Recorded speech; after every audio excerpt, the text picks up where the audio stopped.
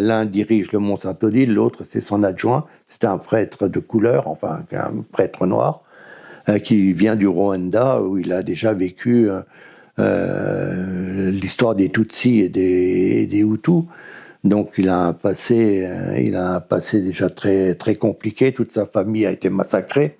Et puis donc en fait ces deux prêtres vont se substituer un peu à la gendarmerie qui mène une enquête parce que les livres disparaissent. Tous les 15 jours, il y a un autre vol, et puis personne ne sait où ils sont. Et puis les deux prêtres se substituent un peu aux gendarmes et deviennent un peu des enquêteurs.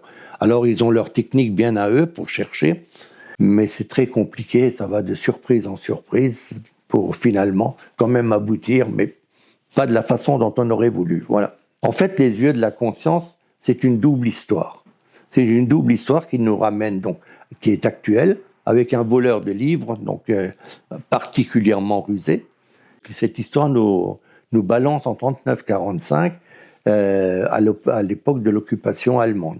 Et puis là, encore une fois, c'est une histoire très compliquée qui va nous faire découvrir un peu l'Alsace sous des petites affaires qui ont marqué l'actualité à l'époque et que beaucoup de gens ont oublié. Puis ça nous ramène aussi à la période sombre des camps de concentration.